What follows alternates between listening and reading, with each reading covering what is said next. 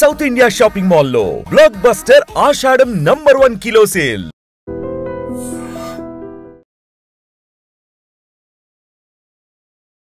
నమస్కారం, welcome to I dream. ధర్మ మార్గం విత్ విజిత కార్యక్రమానికి స్వాగతం.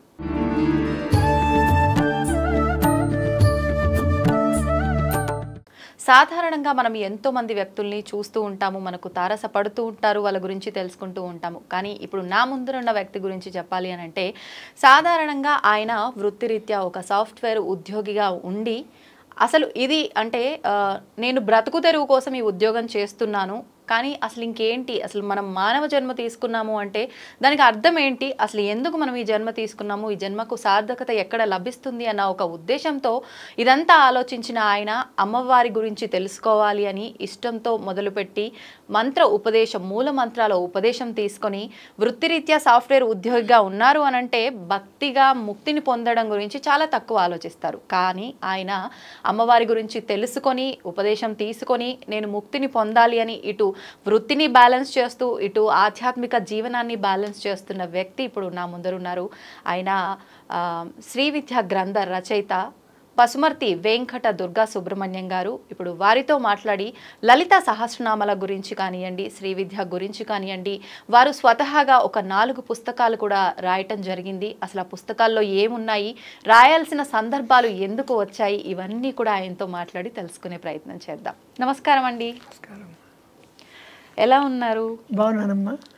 మొదటి ఇంటర్వ్యూ అంట మీరు నేను మీతో చేయడం నిజంగా నాకు చాలా సంతోషంగా ఉంది. అంటే ఈ మధ్య కాలంలో మీ అంత వయసు అంటే దాదాపు మీకు 77 ఇయర్స్ అని చెప్పి నిజంగా అంటే చాలా ఆశ్చర్యంగా ఉంది. అంత ఏజ్ ఉన్న వాళ్ళని ఈ మధ్యకాలంలో చూడడం చాలా తక్కువగా.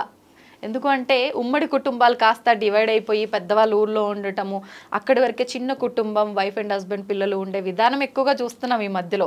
మీలాంటి వాళ్ళు చెప్పే విషయాల్లోంచి మనం మంచి చెడులు నేర్చుకునేది ఎక్కువగా ఉంటుంది, కానీ వాటికి దూరం అయ్యాం.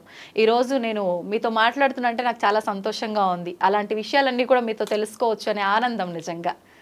అయితే ముందుగా మీ గురించి మనం మాట్లాడుకుందాం, ఎందుకంటే మన ప్రేక్షకులందరికీ మీ గురించి కూడా తెలియాలి కదా. అందుకని మీరు 19 ఏళ్ల వయసులోనే మీరు ఆల్రెడీ అప్పటికే ఉద్యోగంలో ఉండి అమ్మవారికి సంబంధించిన మంత్రాలు ఇవన్నీ కూడా ఒక 5 మంత్రాలు ఉపదేశం తీసుకున్నారని చెప్పి విన్నాను.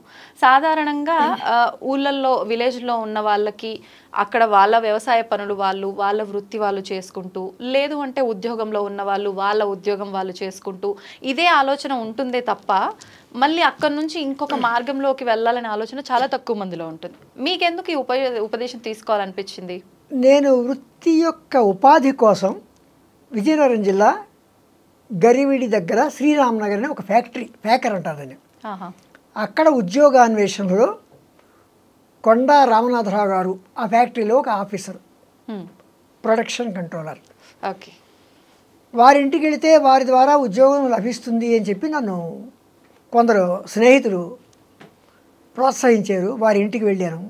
ఆ రోజున ఎవరున్నారో ఇంట్లో ఎవరున్నారో నాకు తెలియదు, కానీ కొండా రామనాథరావు గారి భార్య, ఆవిడ భార్య అక్కడ కూర్చున్నారు, ఇంకెవరితో మాట్లాడుతున్నారు.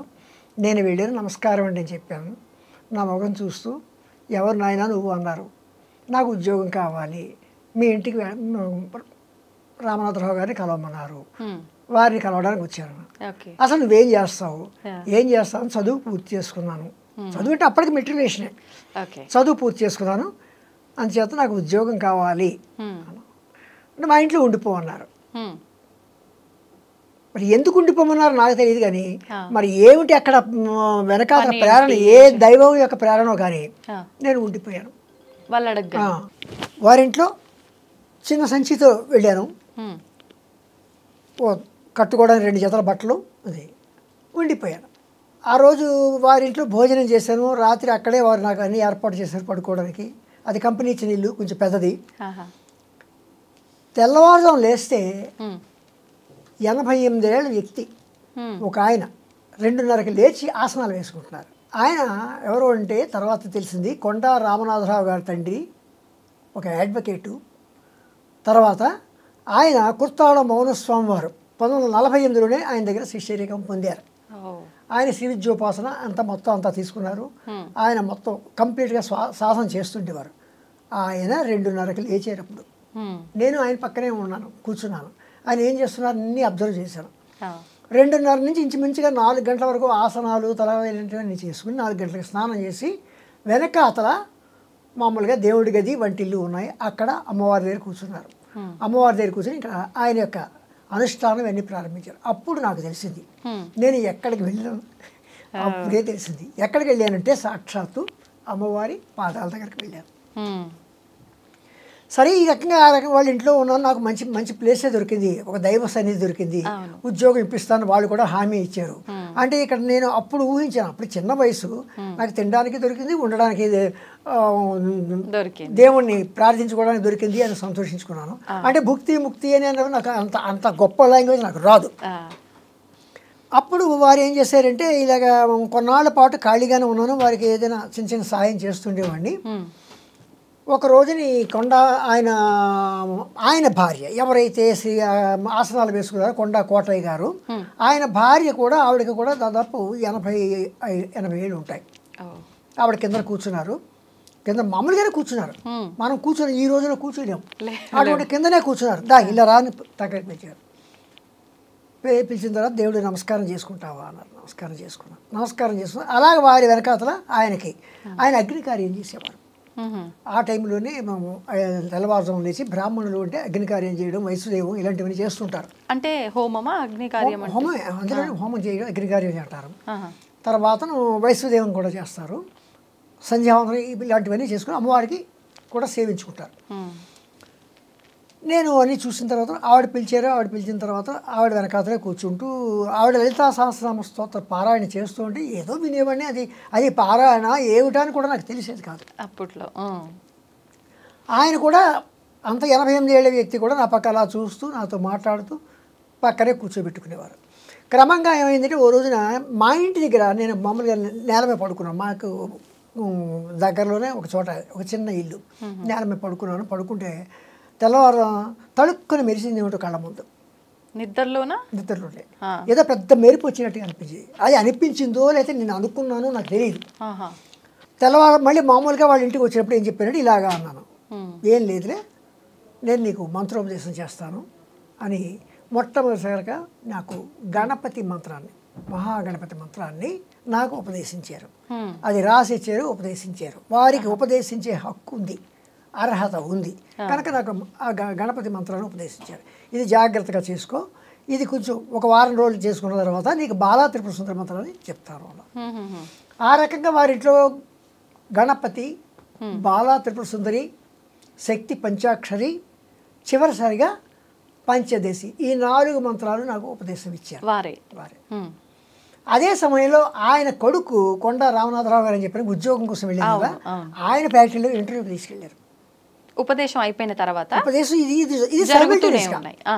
ఇది మామూలే, ఇది జరుగుతుంది.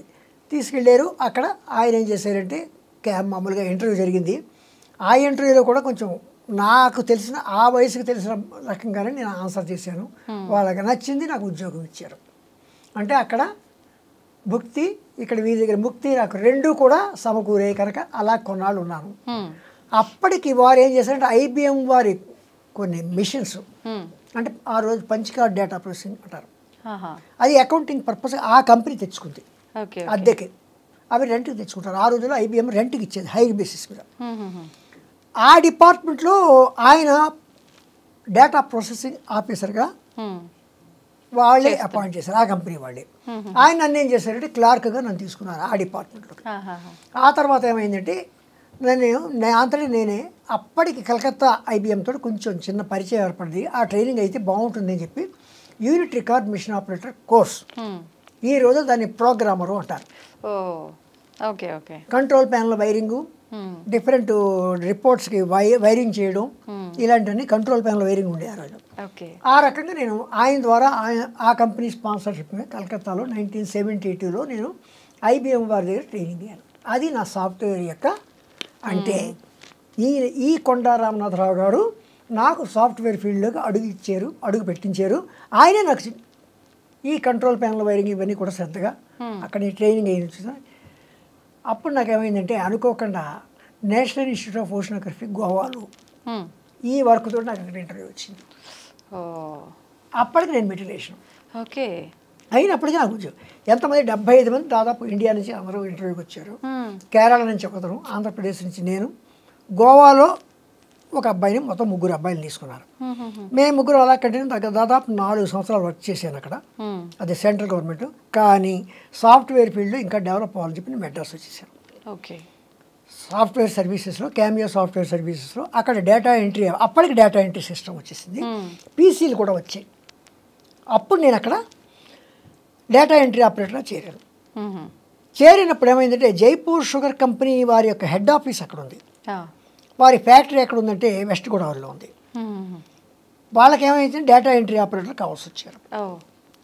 పీసీల మీద డేటా ఎంట్రీ ఆపరేటర్ నన్ను తీసుకున్నారు. నేను ఇక్కడికి వస్తే నేను ఒక్కడే కనుక నాకు అప్పటికే దాదాపు ఇంచుమించుగా 15 years ఎక్స్పీరియన్స్ ఉండడం చేత అన్నాను ఆ డిపార్ట్మెంట్కి.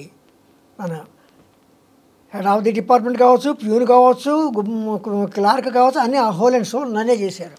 నన్నే చేసి నాకు తెలుసున్న పరిచయంతో ఈ కొండా రామనాథరావు గారు తీసుకున్న శిక్షణతోటి ఆ డిపార్ట్మెంట్ డెవలప్ చేసి 10 మంది స్టాఫ్ మెంబర్స్ వచ్చే స్థితికి నేను డెవలప్ చేసి ప్రోగ్రామింగ్ కూడా నా అంతటి నేను ఆ కంపెనీకి వచ్చిన ప్రోగ్రామర్స్ ద్వారా నేను ప్రోగ్రామింగ్ పికప్ చేశాను. అది నాకు ప్రోగ్రామింగ్ కంప్యూటర్లో అప్పట్లో D-Base 3+ ప్రోగ్రామింగ్. ఆ తర్వాత D-Base 3+ నుంచి PLSQL, D2K, తర్వాత SQL server, .NET, SQL server, C# అని ఈ లెవెల్ వరకు నేను సాఫ్ట్వేర్ ఇంజనీర్గా ఎదుగుతూ వచ్చాను. ఓకే. ఓకే. 2017లో నాకు స్మార్ట్ ఫోన్ చేతికి వచ్చింది. అప్పుడే కొనుక్కున్నాను, అంతవరకు కొనుక్కోలేదు. స్మార్ట్ ఫోన్ కొనుక్కున్నాను కనుక కొంచెం మంచి విషయాలు చెప్పాలి అని చెప్పి ఏం చేశానంటే లలితా సహస్రనామ పుస్తకం తీసి ఒక్కొక్క నామానికి నేను చిన్న చిన్న సంక్షిప్తార్థాలతోటి కొంచెం కొంచెం ప్రిపేర్ చేసి అందరికీ పంపిస్తూ క్రమంగా దాని వ్యాఖ్యానం కింద రాసుకుంటూ వచ్చాను. ఓకే. అంటే ఎందుకు వచ్చింది మీకు ఆలోచన? మంచి విషయాలు అందరికీ చెప్పాలి, వాట్సాప్లో మెసేజ్లు పంపించాలి, రకరకాల మెసేజ్లు వస్తుండేవి. నేను ఒక మంచి పని చేయాలని చెప్పి లలితా సహస్రం రోజు ఒక 2 నామాలకి నాకు అప్పటికే కథలు రాయడం, డ్రామాలు రాయడం, పద్యాలు రాయడం కొండా కోటయ్య గారి ద్వారా నేర్చుకున్నాను, ఎవరైతే మంత్రాలు నేర్పారు. అలాగే కథలు రాయడం, డ్రామాలు రాయడం నాకు మొదటి నుంచి అలవాటు. రాస్తూ ఉండేవారు ఎప్పుడు రాస్తే ఎటువంటి కథలు? ఎటువంటి కథలు అంటే అవి ఎన్ని పాపం జానకి, సరోజోపాఖ్యానం, ఊహాహర్ణ్యం. అంటే ఇవి దేని నుంచి బేస్ చేసుకొని రాసేవారు? ఇవి దేని నుంచి అంటే నేను ఊహించుకుంటూ ఆంధ్రప్రభకి, ఆంధ్రపత్రికకి వాటికి పంపిస్తుండేవాడిని. నేను ఊహించుకుని రాసేవాడిని, ఒక సంఘటన ఊహించుకుని, ఒక జీవితాన్ని ఊహించుకుని రాస్తుండేవాడిని. ఓకే. ఓకే. అలాగే డ్రామా రాజా పురుషోత్తమ, ఆ డ్రామాలో నేను పద్యం రాస్తే మా గురువు గారు నాకు పద్యాలు కరెక్ట్ చేసేవారు. రాజా పురుషోత్తమ, అలెగ్జాండర్కి, పురుషోత్తముడికి, ఇలాగ నేనేమైందంటే ఆ రచన నాకు ఆ రచనా వ్యాసంగంలో కొంచెం చెయ్యి తిరిగి ఉండడం చేత ఈ నామాల మీద కొంచెం పట్టు వచ్చిన చేత ఎలా రాయాలో, ఏ పద్ధతిలో రాయాలో అంటే వ్యాసాలు రాయడం, ఉపోద్ఘాతం ఎలా రాయాలి, దాన్ని ఎలా ముగించాలి, ఎలాగ మనం అందరికీ చెప్పాలి అనే ఒక ఐడియా మీద నేను చేశానంటే లలితా సహస్రనామ స్తోత్రం రాసుకుంటూ వచ్చాను. ఇప్పుడు అంటే ఆల్రెడీ నామాలు, స్తోత్రాలు ఇవన్నీ కూడా ఉన్నాయి. అంటే మీరు రాసిన ప్రత్యేకత ఏంటి? దాంట్లో ప్రత్యేకించి మీరు ఎలా రాశారు? ప్రత్యేకత అంటే నేను అప్పటికే తెలుసుకున్నది ఏంటంటే లలితా సహస్రం వసిన్యాది వాగ్దేవతలచే వసిని, కామేశ్వరి, మోదిని, విమల, అరుణ, జయిని, సర్వేశ్వరి అనేవాళ్ళు వీళ్ళు వసిన్యాది వాగ్దేవతలు. అమ్మవారు వీళ్ళని పిలిచి నామాలు రాయించుకుంది. అంటే అమ్మవారిని చూసి వర్ణించిన వాళ్ళ, రాసిన వాళ్ళ? వాళ్ళే రాశారు. ఓకే. అంటే వీళ్ళెవరు? అమ్మవారి యొక్క అంశ. శ్రీచక్రాన్ని మనం తీసుకుంటే శ్రీచక్రంలో 7వ ఆవరణ ఖడ్గమాల ప్రకారం సర్వరోగహార చక్రం అంటారు. ఆ సర్వరోగహార చక్రంలో వీళ్ళు వసిన్యాది వాగ్దేవతలు వసిని, కామేశ్వరి, మోదిని, విమల, అరుణ, జయిని, సర్వేశ్వరి, కౌళిని అనేవాళ్ళు రహస్య యోగినులు. ఈ రహస్య యోగిని అమ్మవారు పిలిచి నా నామాలు రాయండి, ఈ మొత్తం 14 లోకాల్లో జపాలు, తపాలు ప్రస్తుతం అయితే చేస్తున్నారు, ముందు చేయలేకపోవచ్చు. రాను రాను జనజీవనం ఎలా ఉంటుందంటే అంతా కంప్లీట్గా త్వరితగతిని ముందుకు వెళ్ళిపోవాలి, ఎక్కడ భోజనం చేయడం, అక్కడ ఉద్యోగానికి పారిపోవడం, ఇలాగ ఉంటుంది. ఉరుకులు పరుగులు జీవితం గడపవలసి వస్తుంది. ఇలాంటి గడప వస్తున్నప్పుడు రాను రాను కలియుగంలో ఇవన్నీ మరిచిపోయే పరిస్థితి వస్తుంది. కనీసం నా నామాలని స్మరణ చేస్తే చాలు, వారికి ముక్తి లభిస్తుంది. తర్వాత నా నామాలు నాకు చాలా ఇష్టము, ఎవరైతే వీటిని నామాలతో నన్ను స్తుతిస్తారో దానివల్ల నేను చాలా సంతోషపడి వారికి ముక్తిని ప్రసాదించుతాను అని చెప్పి అమ్మవారు ఏం చేసిందంటే ఈ 14 లోకాల్లోని అందరికీ కోసం కూడా ఆవిడ తన నామాలు రాయమని తన అంశలోని, అంటే తనలోనే ఒక చక్రం ఉంది, సర్వరోగహర చక్రం, అంటే 7వ ఆవరణ. ఆ 7వ ఆవరణలోని ఈ 8 మందిని పిలిచి అడిగింది. వాళ్ళు వాగ్దేవతలు. ఆ నుంచి క్ష వరకు ఉన్న అక్షరాలకు వాళ్ళే దేవతలు, వాళ్ళే ముఖ్య దేవతలు.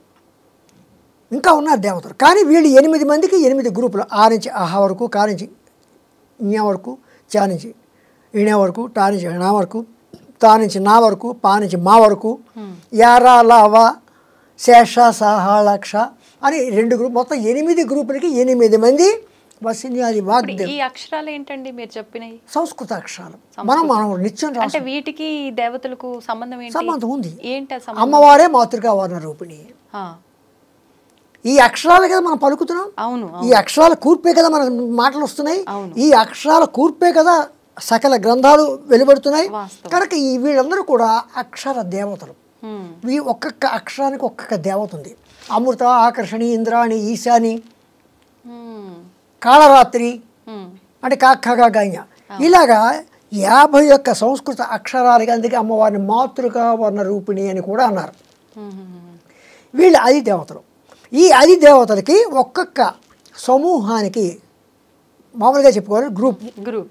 ఆ నుంచి ఆహా వరకు ఒక గ్రూపు, కా నుంచి ఇలాగా ఈ 8 గ్రూపులకి వసిని, కామేశ్వరి, మోదిని, విమల, అరుణ, జైని, సర్వేశ్వరి, కౌళిని అని వీళ్ళు 8 మంది 8 గ్రూపులకి చీఫ్ లీడర్స్, హెడ్, ముఖ్య దేవతలు.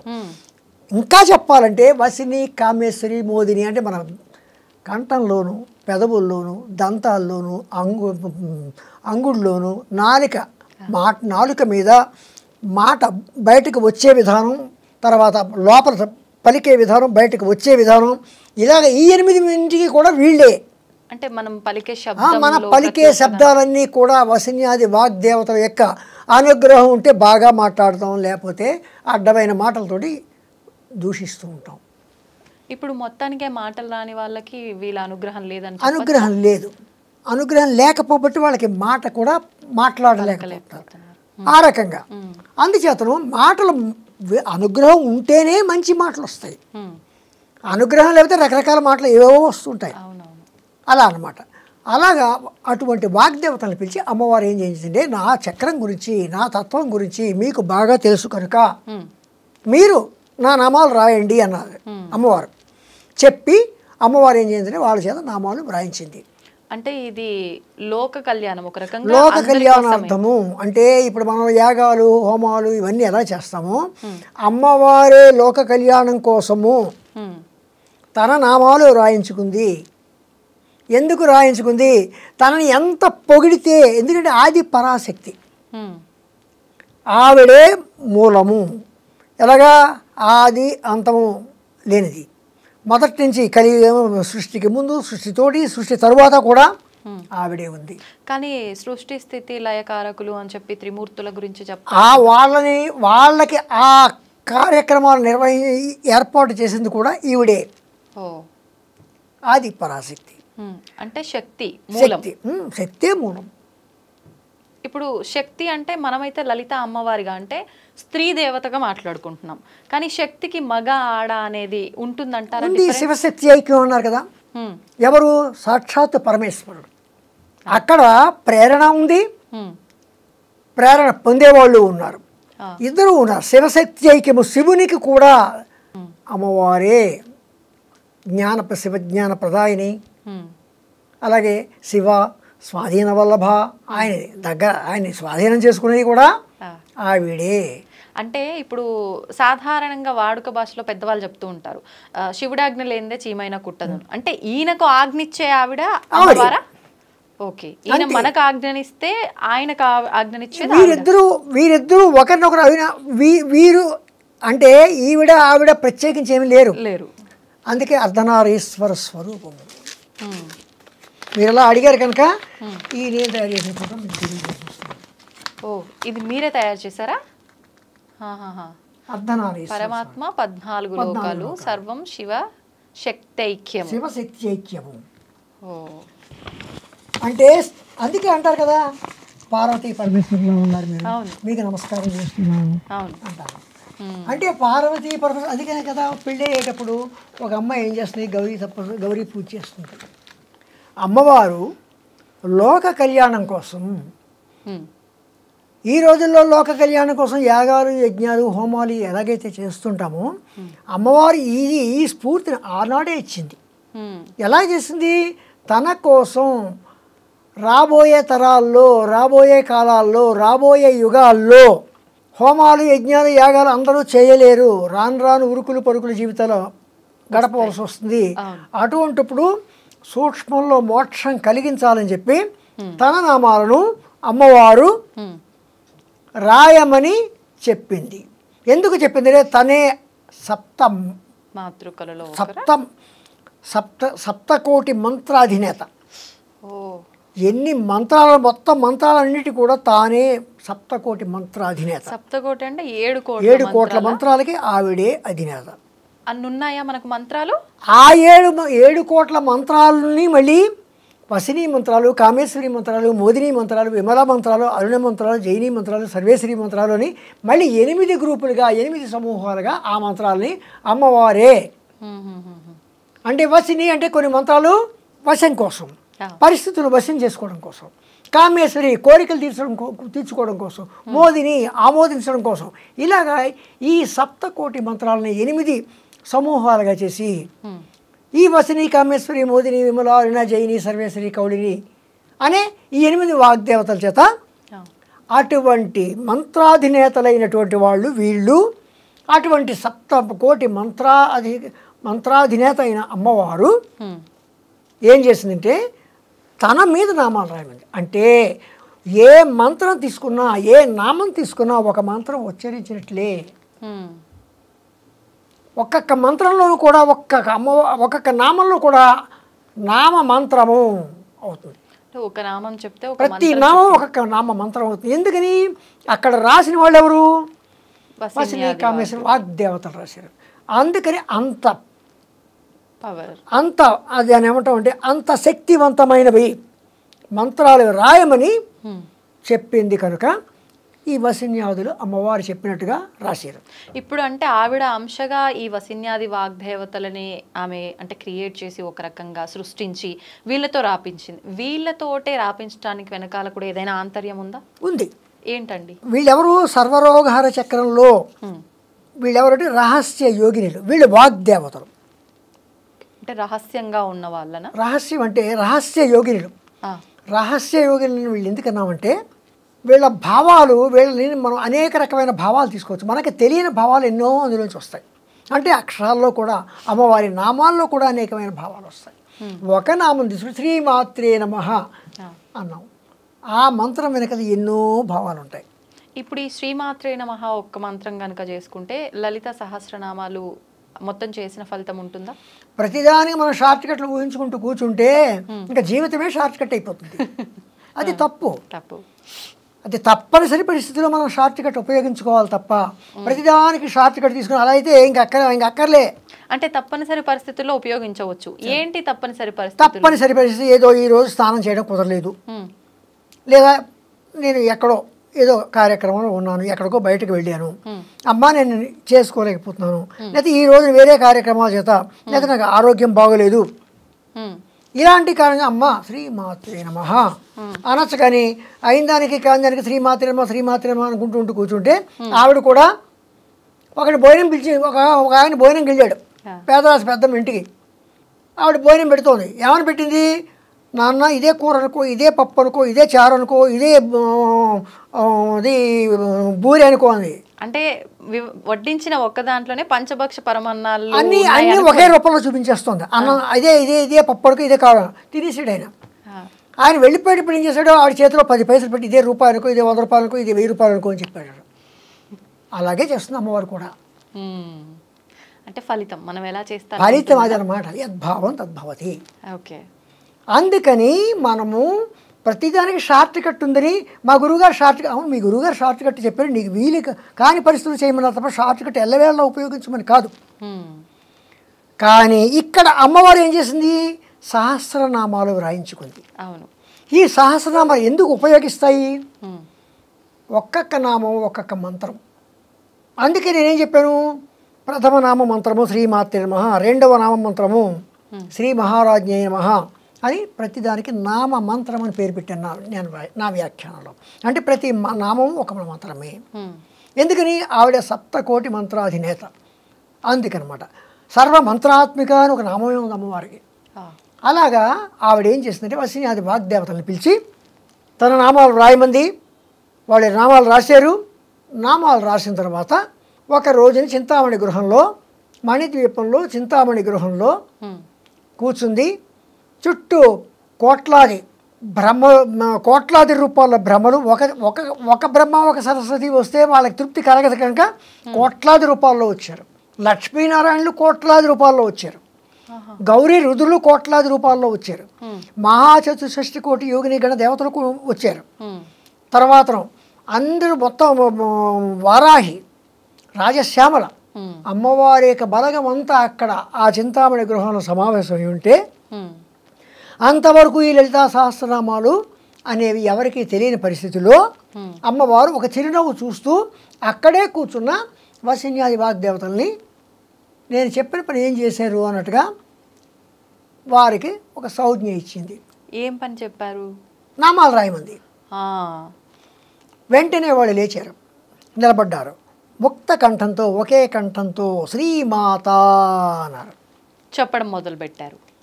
ముందేమన్నారు, శ్రీమాత, శ్రీ మహారాజ్ఞి, శ్రీమత్ సింహాసనేశ్వరి, రాజాదిరాజ రాజమార్తాడ రాజ వైభోగం అని చెప్పి రాజులు వస్తుంటూ అంటుంటారు కదా. అలా ఇక్కడ అమ్మవారు ఏం చేశారంటే శ్రీమాత, శ్రీ మహారాజ్ఞి, శ్రీమత్ సింహాసనేశ్వరి. ఇంకేముంది, ఆవిడ ఒక్కసారి ఆవిడ తబ్బిబ్బి అయిపోయింది. చూస్తోంది, నవ్వుతోంది. ఇంకా ఏం చెప్తారో అని. చిదగ్నికుండ సంభూత, నువ్వు ఇలా పుట్టేవమ్మా, ఎక్కడి నుంచి పుట్టావో, చైతన్యాగ్నిలోంచి పుట్టేవమ్మా. ఎందుకు పుట్టేవమ్మా, దేవకార్య సముద్యత. ఎందుకు పుట్టేవో, దేవతల యొక్క వారి యొక్క బాధలను తీర్చడానికి పుట్టేవమ్మా. ఇంకా అక్కడి నుంచి ఆవిడ యొక్క స్థూల రూపాన్ని ముందు వర్ణించను. అలా ఉంటావమ్మా, ఇలా ఉంటావమ్మా, నీ కళ్ళు ఇలా ఉంటాయి, నీ ముక్కు ఇలా ఉంటుంది. ఎలాగా, చతుర్బాహు సమన్విత, రాగస్వరూప పాశాఢ్య, క్రోధాకార అంకుశోజ్వల, మనోర్గుపేక్షు కోదండ, పంచతన్మాత్ర సాయక, నిజాలన ప్రభాపూర మధ్య బ్రహ్మాండ మండల, చంపకాశోక పున్నాగ సౌగంధిక లసత్కజ, కురువింద మణిశ్రేణి, ఇవన్నీ పొగుడుతున్నారు. ఈ శిరోజాలమ్మ, శిరోజాల యొక్క వాసన, మల్లె పుష్పాలు ఇవన్నీ తీసుకుని వాటి వాసన చెప్పుకుంటున్నాయి. ఈ ముక్కు ఎలా ఉంది, సంపంగి మొగ్గలా ఉంది, అప్పుడే ఇచ్చిన సంపంగి మొగ్గలా ఉంది. ఈ కళ్ళు ఎలా ఉన్నాయి, చేపలు, చేప పిల్లల్లో ఉన్నాయి. ఎలాగా, ముఖచంద్రకళంకా మృగనా విశేష వదన స్మరమాంగలి గృత వక్త్రలక్ష్మి పరివాహ చలన్ మీనాభలోచన. అమ్మవారి యొక్క సౌందర్యమైన ఈ ముఖంలో, ఆ ప్రవాహంలో వక్త్రలక్ష్మి పరివాహ చలన్ మీనా, చేప పిల్లలు కదులుతున్నట్టుగా ఉన్నాయి ఆ కళ్ళు. ఎంత మంచి వర్ణన. వక్త్రలక్ష్మి పరివాహ చలన్ మీనాభలోచన, నవచంపక పుష్పాభనాసాదండ, అప్పుడే ఇచ్చిన నీ ముక్కమ్మ సంపంగి మొగ్గలా ఉందమ్మా అంట మనం. అలాగే నవచంపక పుష్పాభనాసాదండ విరాజిత, తారాకాంతి తిరస్కారి నాసాభరణం. అమ్మా నీ ముక్క ఎలా ఉందంటే శుక్ర నక్షత్రం కన్నా, అంటే నక్షత్రాలన్నిటికన్నా కాంతి పొందిన శుక్ర నక్షత్రం కన్నా ఇంకా దేదీప్యమానంగా, ఇంకా కాంతులు, తారాకాంతి తిరస్కార నాసాభరణ వాసన, కదంబ మంజరీ క్లుప్త కర్ణపూర మనోహర. నీ చెవులు ఎలా ఉన్నాయి, కదంబ పువ్వులు, అంటే కదంబ మంజరీ క్లుప్త కర్ణపూర మనోహర అంటే కదంబం అంటే కదంబ పుష్పాలు. పుష్పం. ఈ కదంబ పుష్పాలు ఇక్కడ గుర్తులు ఉన్నాయట. కదంబ మంజరీ క్లుప్త కర్ణపూరం తాటంక యుగళీభూత. సూర్య చంద్రులు ఇద్దరు కూడా ఇక్కడ అమ్మవారికి తాటంకములు, చెవి దుద్దులు. తాటంక యుగళీభూత తపనోడపమండల పద్మరాగ శిలాదర్శ పరిభావి కపోనము. ఈ రెండు ఎలా ఉన్నాయంటే ఒకటి అద్దంట, ఒకటేమో పద్మరాగ మణిలాగా నున్నగా ఎలా ఉన్నాయంటే పరమేశ్వరుడు తన ఈ ఇందులో తన ముఖాన్ని చూసుకుంటున్నట్టు తన అందం ఎలా ఉందో అని చెప్పి అమ్మవారి యొక్క ఈ కపోల ఇక్కడ ఒక్కసారి. అందుకే శంకరాచార్యుల వారు ఏమన్నారంటే ఈ గడ్డంట పరమేశ్వరుడికి పిడిట. ఈ పిడి పట్టుకుని ఇలా ఇలా తిప్పుకుంటున్నట్టు, ఇక్కడ పక్క చూసుకుంటున్నట్టు, ఇటు పక్క చూసుకుంటున్నట్టు తన అందాన్ని. అలాగా పద్మరాగ శిలాదర్శ పరిభావి కపోలము నవవిద్రుమ బింబసేని ఎక్కార్యదనచ్చద. అప్పుడే సాన పట్టిన వజ్రము పగడము, అప్పుడే పండిన దొండ పండు లాంటి పెదవులు నవవిద్రుం బింబసేని ఎక్కార్యదనచ్చద శుద్ధ విద్యాంకురాకార ద్విజవంతి ద్వయోశ్వర. అమ్మవారిని పొగుడుతున్నాయి ఈ నామాలతోటి. అలాగే మనం నామాలు చదువు మీరు అన్నారు ఇందాక, ఈ నామాల వల్ల ఒక ప్రయోజనం ఏమిటి అని. వాళ్ళు చేసినట్టుగా వాళ్ళు చదివినట్టుగానే తప్పు లేకుండా మనం కూడా అంటే మనం అంత వర్ణించినట్టుగా మనమే దాన్ని ఎంజాయ్ చేస్తూ గనక మనం భక్తితో చేస్తేనే ఫలితం ఉంటుందేమో కదా. అలా ఉండదు, ఏదో మాట వరుసకి. అందుకే కూడా దార్శుడి తప్పు దండంతో సరే ఈ నామాలన్నీ అయిపోయిన తర్వాత యదక్షర పదభ్రష్టం మాత్ర హిందీ భవేత్ తత్సర్వం క్షమితాం దేవి ప్రసీద నమోస్తుతే అని కూడా అంటాం. అవునవును. అంటే అంటే తప్పు ఏమైనా ఉంటే మన ఇంటికి ఎవరైనా వచ్చారు అన్నీ భోజనం చేసి వెళ్ళిపోతుంది. ఏమైనా అండి మీకు కూరలు బాగోపోయినా చారులు బాగోపోయినా ఏమనుకోకండి అంటాం కదా.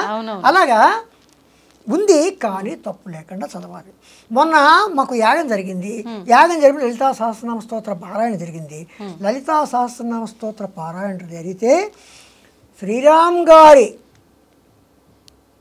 వద్ద పండితులలో 2-3 పండితులు లలితా సహస్రనామ స్తోత్రం చేస్తూ చదువుతుంటే స్తోత్రం అంటే ఇలాగే చదవాలి అని అందరికీ అనిపించేది. అంత గంభీరంగా నిజంగా నాకే ఎంతో సంతోషం అనిపించింది. ఆయన చదువుతారు, ఆయన అంత బాగా చదువుతారు. ఆయన అక్కడ కూర్చుని ఆయనే చదువుతున్నారు అనుకున్నా కూడా అంత బాగా వెనకాతలు కూర్చుని వాళ్ళు చదువుతున్నారు. అంటే ఆయన కంఠం వాళ్ళ కంఠం కూడా అంత బాగుంటుంది.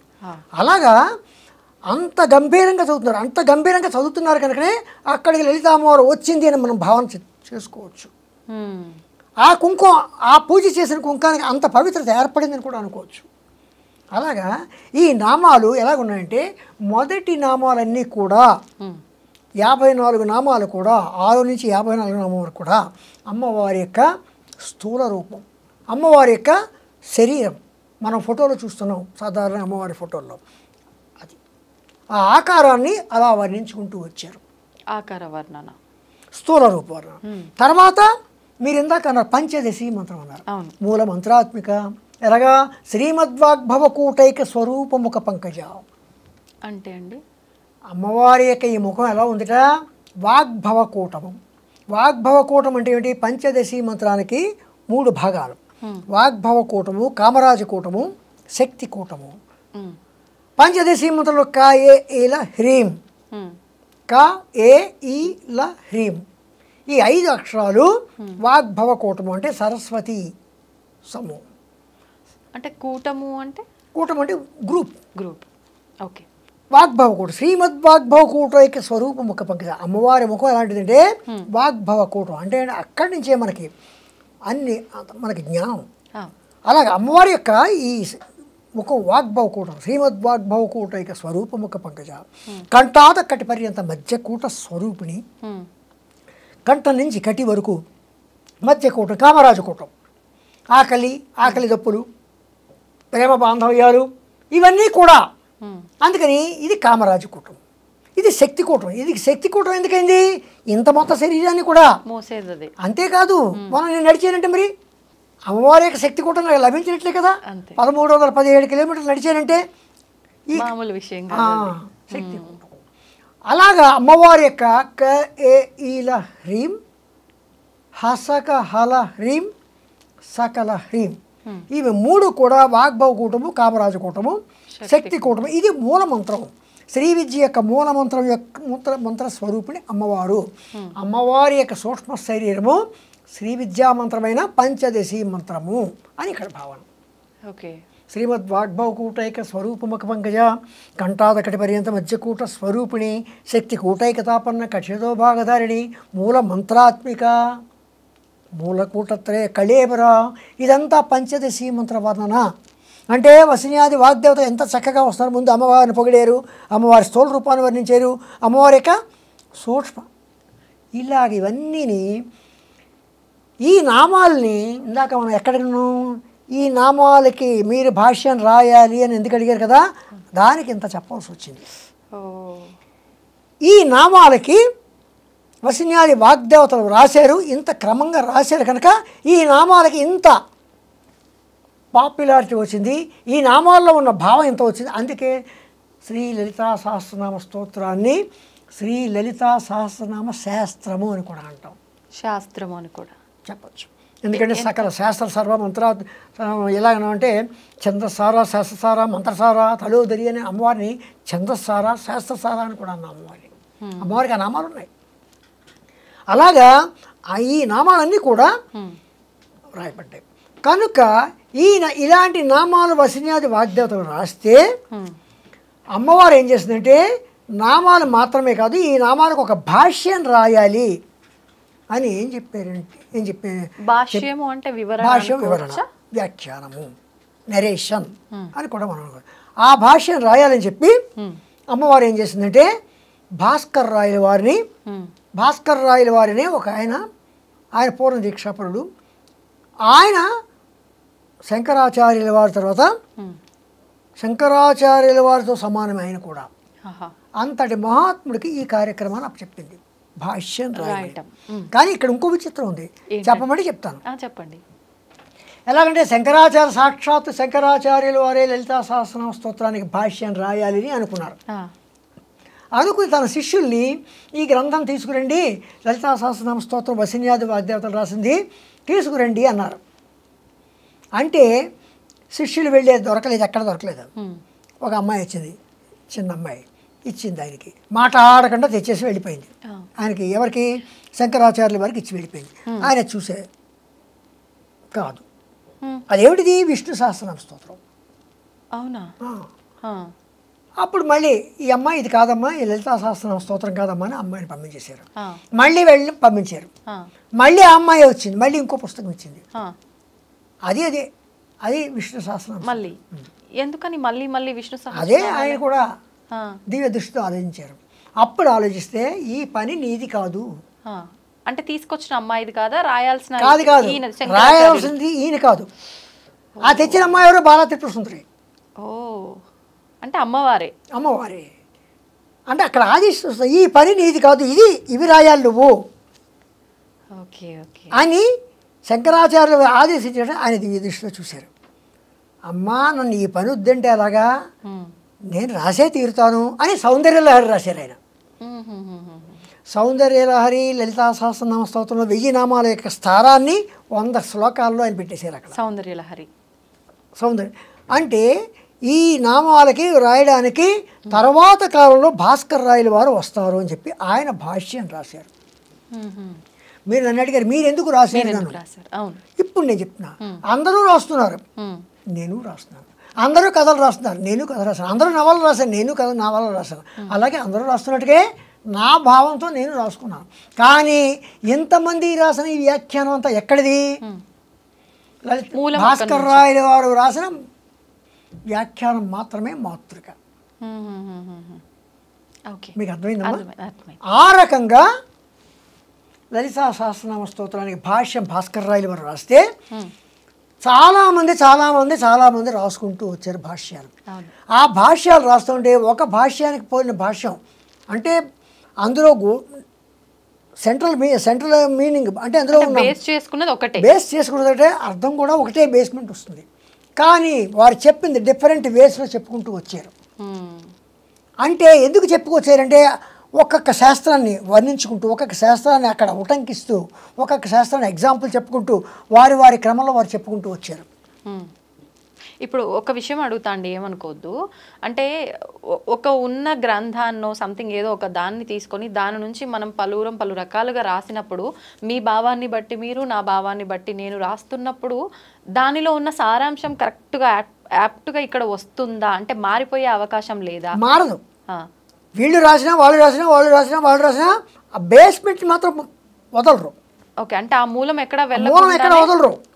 మూలం ఎక్కడ అమ్మవారిని చెప్పుకుంటూ ఇంకో మార్గంలో చెప్పుకోరు అమ్మవారిగానే చెప్పుకుంటూ వారి భావాలతో అమ్మవారి యొక్క తత్వాన్ని మాత్రం వివేదించకుండా రాస్తారు. ఇప్పుడు తత్వం అన్నారు కాబట్టి లలిత సహస్రనామాల్లో ఈ 1000 నామాల్లో నుంచి మనం గనక ఒక తత్వాన్ని అర్థం చేసుకొని పూజ లాగానో మంత్ర రూపంలోనో చెయ్యాలి అంటే ఎటువంటి తత్వాన్ని తీసుకోవచ్చు అంటారు? మొత్తం లలితా సహస్రనామాలకి ఉన్న తత్వం అంతా ఒకటే. ఏంటండి? ఏమిటంటే ఆదిపరాశక్తి. ఆవిడ ఆదిపరాశక్తి అనే రూపాల్లో ఉంది. ఆ అన్ని రూపాల్లో ఆదిపరాశక్తి యొక్క స్వరూపం సూక్ష్మ స్వరూపంలో చెప్పుకోవాలంటే పంచదశి మూల మంత్రాత్మిక. ఆవిడ యొక్క లీలలు రకరకాల భండాసుర వధ తర్వాత ఇంకా చాలా ఉన్నాయి. ఆవిడ యొక్క లీలలు అన్ని రకాలుగా లీలలు ఉంటాయి. ఆ రకంగా అవన్నీ అవి ఎవరు చెప్పినా ఇవి చెప్పినా అవే చెప్తారు. కానీ వారి భావాల్లో వారి ప్రజలకి ఏ రకంగా ప్రజల వద్దకు ఏ రకంగా తీసుకెళ్తారో ఆ రకంగా వారి యొక్క భాషలో చెప్తారు. కానీ నేను వారంత పండితుడిని కాను. నేను నా భావంలో నేను ఒక కథ రాసినట్టుగా, ఒక నవల రాసినట్టుగా, ఒక డ్రామా రాసినట్టుగా నా భాషలో అత్యంత సులభతరంగా అత్యంత సరళంగా అర్థమయ్యేలాగా వారు చెప్పిన భావాల్ని నేను ఎక్కడా కూడా విభేదించకుండా వారితో అంగీకరించుతూ రాసే ముందు కూడా నేను చెప్పుకుని వస్తున్నాను. పెద్ద పలానా వారు పలానా చాగంటి కోటేశ్వరరావు గారు చెప్పినట్టుగా విన్నాను, పలానా సామవేద షణ్ముఖ శర్మ గారు చెప్పింది విన్నాను, పలానా భాస్కర్ రాయలు వారి గ్రంథం చదివాను, ఇంకా పెద్ద వారి యొక్క భాష్యాలు చదివి నా మాటలుగా నేను రాస్తున్నాను. ఎంతకాలం పట్టింది మీకు రాయడానికి? నేను ఎంతకాలం అంటే 2017 నుంచి అలా రాసుకుంటూనే దాదాపు 5-6 సంవత్సరాలు రోజుకి 2 నామాల చొప్పున రాసుకుంటూ వచ్చాను. అంటే అందరికీ అర్థమయ్యే రీతిలో నేను వాట్సాప్లో మెసేజ్లుగా పెట్టేవాడిని. అది అసలు దీనికి అసలు కారణం అది.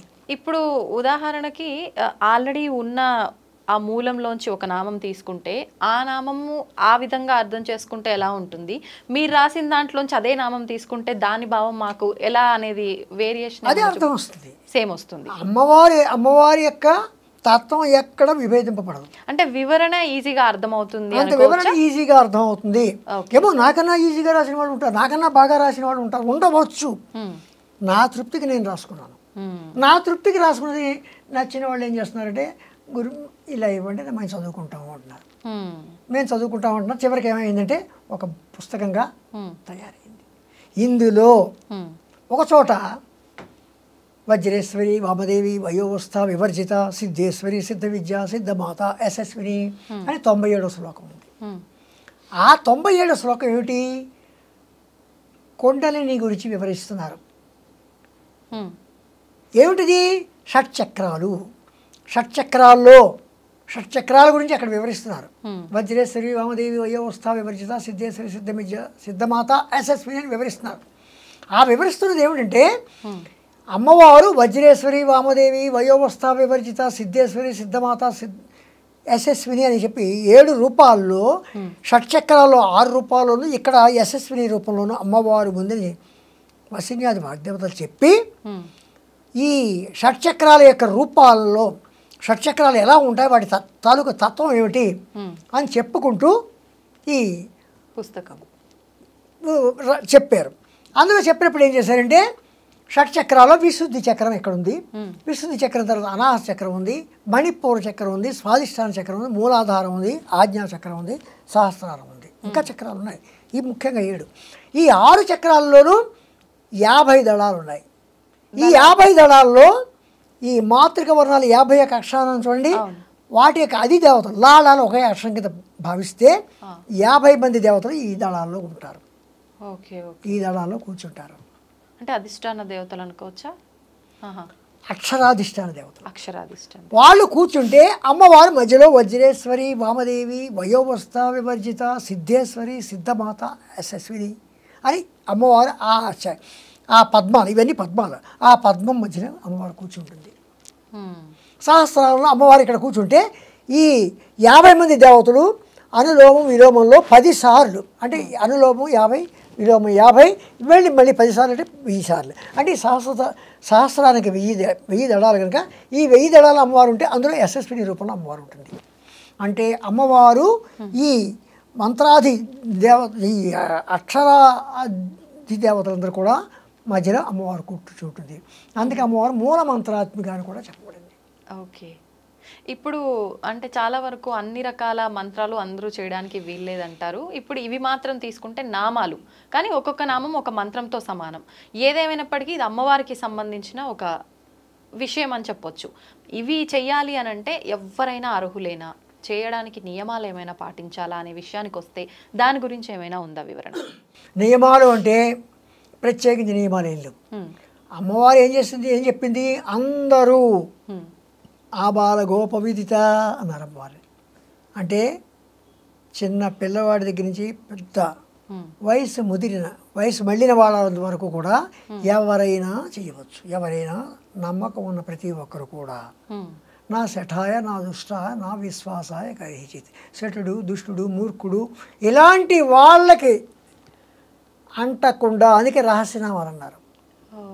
అది కూడా హయగ్రీవుల వారు అగస్త్యుల వారికి చెప్పారు. ఈ నామాలు ఆవిర్భవించిన విధానం చెప్తున్నప్పుడు నా శఠాయ నా దుష్టాయ నా విశ్వాసాయ కరిహిచిత్ అని చెప్పి, అంటే శఠుడికి, దుష్టుడికి, మూర్ఖుడికి వీళ్ళకి మనం చెప్పద్దు. వాళ్ళు మొండి వాళ్ళు వీటిని వినరు కనుక వాళ్ళకి వినకుండా ఇవి రహస్యనామాలుగా కాపాడుకోవాలి అని చెప్పి హయగ్రీవుల వారు అగస్త్యుల వారికి చెప్పారు. అలాగా ఇవి రహస్యనామాలు, ఆ రకంగా రహస్యనామాలను కూడా చెప్పచ్చు. అంటే ఓన్లీ వాళ్ళ వరకు మాత్రమే ఈ రహస్యనామాలు. అంటే సాధారణంగా రహస్యము అనగానే రహస్యం అంటే గుప్తార్థంగా ఎన్నో అర్థాలు ఉంటాయి. అవును, అలాగా కూడా చెప్పచ్చు. అందుకే లలిత రహస్యనామ స్తోత్రం అని చెప్పి రహస్యనామ స్తోత్రం అందుకని అన్నాం. అవును. అయితే ఇప్పుడు 1000 నామాలు ఉన్నాయి, కానీ వీటిలోంచి ముఖ్యంగా కొన్ని నామాలు తీసుకోవాలి ప్రత్యేకమైనవంటే అలా ఏమైనా మనం తీయొచ్చా, విడతీయొచ్చా? కొందరు రకరకాల వారి యొక్క కోరికల ప్రకారం ఒక చోట ఏముంది, మాకు ఒంట్లో బాగోట్లేదండి, ఏం చేయాలని అడుగుతారు. అప్పుడు ఏమని చెప్తారంటే సర్వవ్యాధి ప్రశమన్యై నమః సర్వమృష్టి నివారిణి అని అనువది ఆ నామం చదువుకో, కొన్నాళ్ళు చదువుకుంటే నీకు. మాకు పిల్లలు లేరండి, శ్రీమాత్రి అని మన నామం కొంచెం శ్రద్ధగా చదువుకో అని చెప్తూ ఉంటారు. అలాగా కొన్ని నామాలు మన యొక్క నమ్మకాలు. ఈ నామం చదివితేనే మన కోరిక తీరుతుంది, ఆ నామం చదివితేనే మన కోరిక తీరుతుందని కాదు. వారికి మరింత దగ్గరగా తీసుకెళ్ళడానికి ఆ నామాలు చెప్తారు. కానీ మనం ఏ నామాలు, లలితా సహస్రనామాలు ఏ నామాలు చేసినా సరే తప్పకుండా మన కోరికలు సిద్ధిస్తాయి. సాధారణంగా కలియుగంలో ప్రత్యక్ష దైవం శ్రీ లలితా పరమేశ్వరి మాత అని కూడా మనం చెప్పుకోవచ్చు. మనకెందుకంటే వెంటనే పలుకుతుంది. అంటే మనకి ఇన్ని రూపాల్లో దేవతలు ఉన్నా కూడా, అంటే ఎవరి ఇష్టదైవంగా వాళ్ళు ఒక్కొక్క రూపాన్ని ఆరాధిస్తూ ఉంటారు. వీళ్ళందరినీ పట్టుకోవాల్సిన అవసరమే లేదు, ఓన్లీ అమ్మవారిని పట్టుకుంటే అందరి అనుగ్రహం ఉన్నట్టు అని భావించవచ్చా? విఘ్నేశ్వరుని పూజించితే విఘ్నాలు కాపాడుతాడు. సరస్వతీదేవిని పూజిస్తే విద్య వస్తుంది. లక్ష్మీదేవిని పూజిస్తే అష్టైశ్వర్యాలు వస్తాయి. ఈవిని పూజిస్తే ఇవన్నీ వస్తాయి. ఓకే, అన్నీ వస్తాయి, అందరి అనుగ్రహం ఆవిడ ద్వారానే లభిస్తుంది అనుకోవచ్చు, అంతే అంటారా? లేదు, మేము అసలు లలిత అమ్మవారి ఆరాధనే ఇప్పటివరకు చేయలేదు, అసలు నామాల గురించి మాకు తెలీదు, కానీ వివిధ రూపాల్లో వివిధ దేవతల ఆరాధన చేస్తున్నాము, మరి వాళ్ళందరికీ పైన, అంటే మనం వాడుక భాషలో చెప్పాలంటే వీళ్ళందరికీ హెడ్గా ఆవిడ ఉన్నప్పుడు వీళ్ళని ఆరాధించిన ఆమె అనుగ్రహం మా పైన ఉంటుందా అనే వాళ్ళకి? ఆవిడ సర్వదేవతా స్వరూపుడి. అక్కడ ఆవిడకి ఆ భేదం లేదు. మనకు ఉంది భేదం. మనలోనే హిందూ మతంలోనే రకరకాల మతాలు ఉన్నాయి, ఉండొచ్చు, కానీ ఆవిడకి ఆ భేదం లేదు. అంచేతను ఆవిడ భాషారూప. ఏ భాషకైనా, ఏ భావానికైనా, ఏ మతానికైనా, అంటే ఏంటి, మన హైందవ మతం గురించి చెప్తాం. ఏ మతమైనా సరే అన్నింటికి కూడా ఆవిడ. అంటే అప్పట్లో వివరించిన విధానాల్లోనే ఏ కులమైన ఏ మతమైనా అని వివరించారు, కానీ పురాణాలు శాస్త్రాల ప్రకారంగా తీసుకుంటే కులాలు అనే భాష భావనే ఎక్కడా లేదు అని చెప్పి ఇప్పుడు చెప్తూ ఉంటారు కదా, మరి అప్పుడు అలా ఉద్దేశించి ఎందుకు చెప్పారంటారు?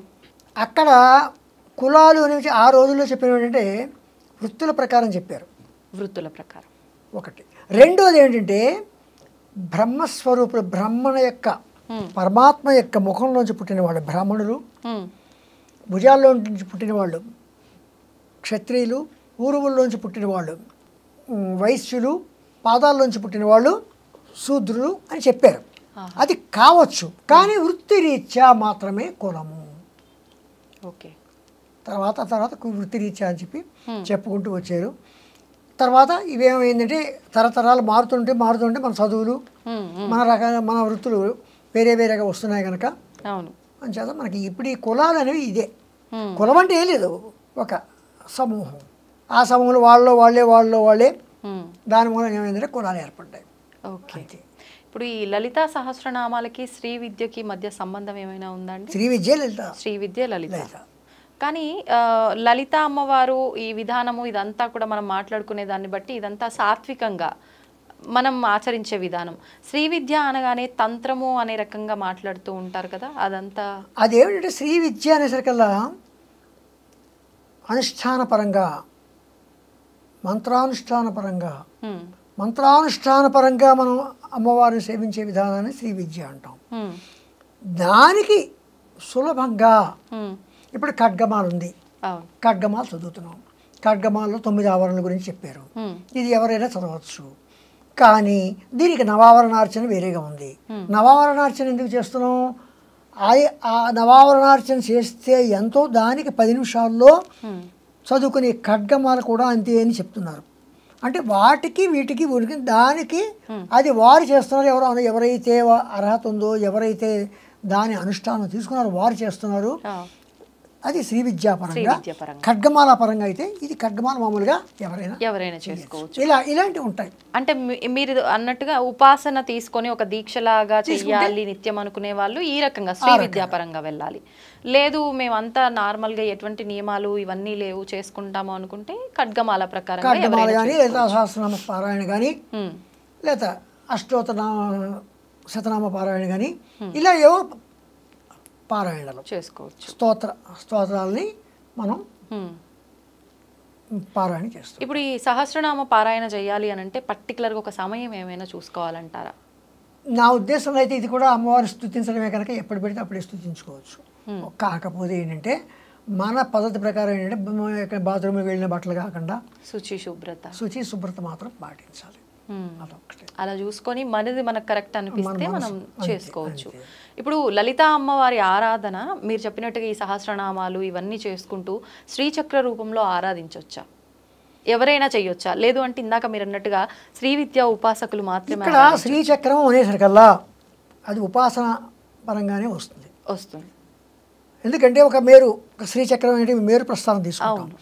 ఆ శ్రీచక్రం మేరు పూజ చేసుకోవాలంటే కొంచెం ఉపాసన పరంగా కొంత అర్హత సంపాదించుకోవాలి.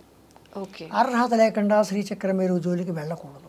అదే శ్రీచక్రం ప్రింట్ చేసిన శ్రీచక్రం లామినేషన్ చేసింది మనం పూజ చేసుకుంటాం, ఫోటో రూపంలో తప్పు, పర్వాలేదు. ఒక దేవుడికి ఎలాగైతే ఫోటోకి అగరత్తి వెలిగిస్తామో అలాగే ప్రింట్ చేసిన శ్రీచక్రానికి లేదా ఒక రాగిరేఖ మీద వేసిన శ్రీచక్రానికి మామూలుగా పూజ చేసుకోవచ్చు.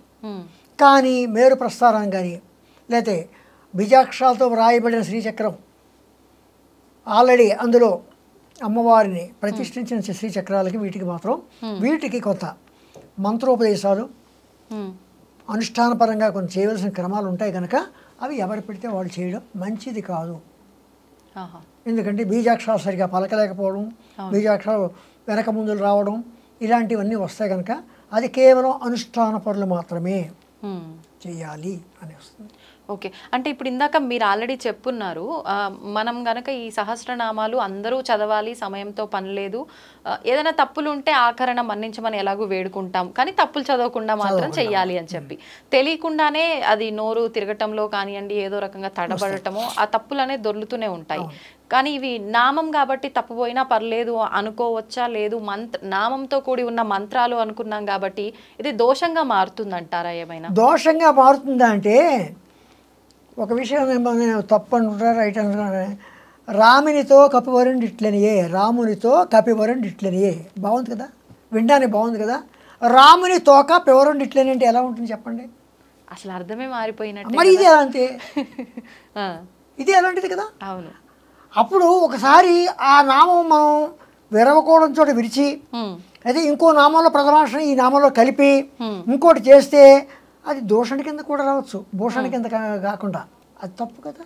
అవును. అమ్మవారి దగ్గర పూజ చేస్తామని కూర్చొని అమ్మవారిని దూషిస్తే ఎలాగా? అంటే మనం తెలిసి చెయ్యట్లేదు కదా, అయినా దోషమేనా? అందుకే కొంచెమైనా మనం తెలుసుకోవాలి, కొంతైనా తెలుసున్న వారి దగ్గర మనం తెలుసుకోవడం మంచిది. ఏం పర్వాలేదు, చేస్తే మంచిది, ఏమంటే చేస్తే చేసేయచ్చు, తప్పేం లేదు, ఆవిడే ఏమనుకోదు. కానీ అది మంచిది కాదు. ఆవిడే క్షమిస్తుంది, ఆవిడ శిక్షించదు. శిక్ష అనేది అమ్మవారు ఎప్పుడు కూడా శమము దమము తితీక్ష తన భక్తులకి ఉండమంటోంది, తనలోనూ ఉంచుకుంది. తితీక్ష అంటే ఏమిటి? అవతల వాడు అపకారం చేసినా మనం అపకారం చేయకూడదు, అమ్మవారి తత్వం అది. ఓకే. అలాగే తన భక్తులకు కూడా అదే గుణం, శమము దమము తితీక్ష, ఈ 3 గుణాలు ఉండాలని అమ్మవారు చెప్తోంది. ఆ గుణాలు ఉండాలి. శ్రీ విద్యో అంటే అమ్మవారిని ఎవరైతే పూజించుతున్నారో ఎవరిని దుర్భాషలాడకూడదు, ఎవరిని ఏమీ అనకూడదు, వీలైనంత వరకు కూడా ఒకరికి బాధ కలిగేలాగా చేయకూడదు అని చెప్తున్నారు. ఓకే. ఇప్పుడు ఈ లలితా సహస్రనామాల్లో సదాశివ కుటుంబిని అనే ఒక నామం అనేది ఉందా? అంటే దాన్ని మనం శివతత్వం ఇక్కడ ఇమిడీకృతమైంది అనుకోవచ్చా? దీన్ని ఎలా తీసుకోవచ్చు? శివ కుటుంబం ఎవరు? షణ్ముఖుడు, గణపతి. శివ కుటుంబం ఫోటోలే మన దగ్గర ఉంటాయి. అవును, అంతే. సదాశివ కుటుంబిని, ఆ కుటుంబంలో ఆవిడ గృహిణి, ఆ కుటుంబానికి యజమాని ఎవరు? సదాశివుడు. అందుకు సదాశివ కుటుంబిని. ఆ కుటుంబంలో నువ్వు గృహిణి అమ్మ. అంత ఆది పరాశక్తి అయినా ఆయన దగ్గరికి వచ్చేసరికల్లా లజ్జా స్వరూపిణి. ఆయన దగ్గర లజ్జ, సిగ్గుపడుతూనే ఒక పెళ్లి కూతురులా కూర్చుంటుంది. ఇప్పుడు ఈ నామం చేసుకోవడం వల్ల ఎటువంటి ఫలితం ఉంటుందంటారు? ఈ సదాశివ కుటుంబిని అనే నామం చేసుకోవడం వల్ల తప్పేంటి? తన కుటుంబంలో కలతలు లేకుండా ఉండాలి అంటే ఆ కుటుంబంతో పోల్చుకున్నాము అన్న భావన కలుగుతుంది మనకి. సదాశివ కుటుంబిని అని ఎప్పుడైతే అమ్మవారి కుటుంబం, అమ్మవారి గుండె ఉండి షణ్ముఖుడు, తర్వాత గణపతి, తర్వాత పరమేశ్వరుడు, తర్వాత అమ్మవారు, వాళ్ళు నలుగురు కూడా లోకాన్ని రక్షిస్తున్నారు.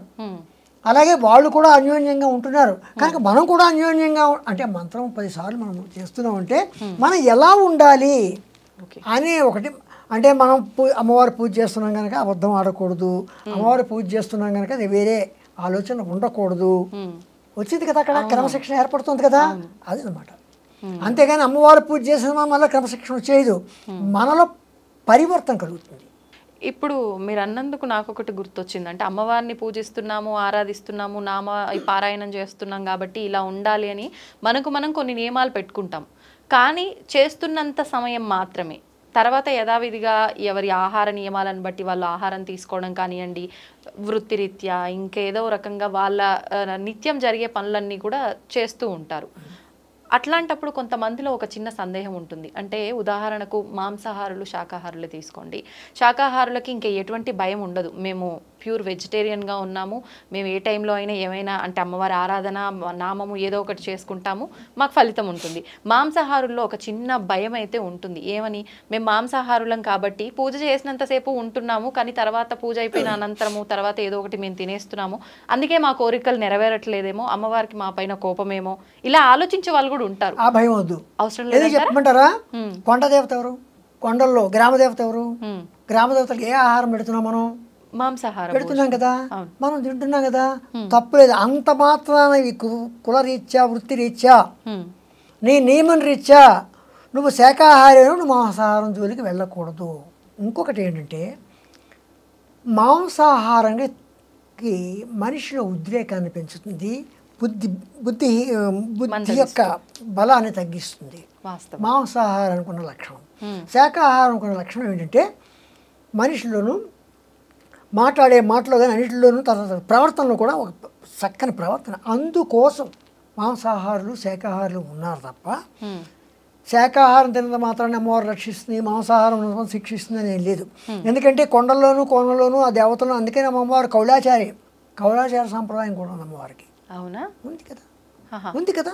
అంటే ఇలా ఎన్ని సాంప్రదాయాల్లో అమ్మవారి ఆరాధన ఉంది? కౌలాచారం వామాచారం దక్షిణాచారం రెండూ ఉన్నాయి. అంటే ఈ రెండు ఆచారం ఎవరు ఏ ఆచారం సాధించినా చేసిన అమ్మవారినే. అంటే ఎవరు ఏ ఆచారాన్నైనా తీసుకోవచ్చు, ఆ ఆచారంలో కరెక్ట్గా ఉండడం కరెక్టా? లేకపోతే బ్రాహ్మణులు వెళ్ళి కౌలాచారం తీసుకుంటే ఎలా కుదురుతుంది?